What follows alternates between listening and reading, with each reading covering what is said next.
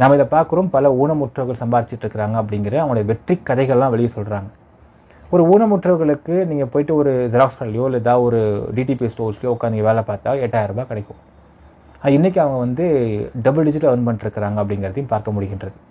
So அப்படி இருக்கும் பட்சத்தில் ஒரு கஷ்டப்படக்கூடிய நபர்களுக்கு இந்த கம்பெனி பண்ணிட்டு தான் இருந்திருக்கு, இது வரைக்கும் பண்ணாமல் இல்லை அப்படிங்கிறது நமக்கு ரொம்ப தெளிவாக தெரியுது. மக்களே ஒரு விஷயம் தெளிவாக பண்ணிக்கலாம். இவங்க போக போக அவங்களுடைய மாடியூல்ஸை வந்து ரீடிசைன் பண்ணுறாங்க, எதுவோ பண்ணுறாங்கனாலுமே இவங்கள் ஏமாற்றிட்டு மொத்த பணம் சுருட்டிக்கிட்டு ஓட போகிறாங்க அப்படிங்கிறது நமக்கு தெரியவில்லை. They are doing something, they are working on something. But அவங்க ஏமாற்றிட்டு போகலை யாரையுமே. அப்படி ஏமாற்றிட்டு போகிற ஆளாக இருந்தால் மைவி3 ஆன்லைன் டிவியிலே அதோட சொல்லிட்டு ஓடி போயிடலாம்.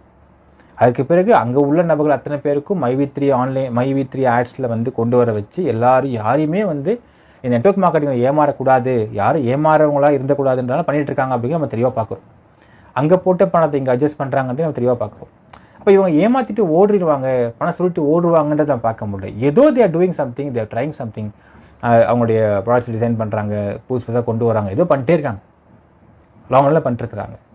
இதை பண்ணும் பொழுது இப்படி ஒரு நபர் அசோக் ஸ்ரீநிதி மாதிரி ஒரு நபர் உள்ளே வந்து அதை கெடுக்கிறார் அப்படிங்கிறப்போ இதில் வந்து அசோக் ஸ்ரீநிதியுடைய ஆசை வார்த்தைகளுக்கு பலியாகக்கூடிய நபர்கள் அப்படிங்கிறவங்க மிகப்பெரிய பாவம் தான்.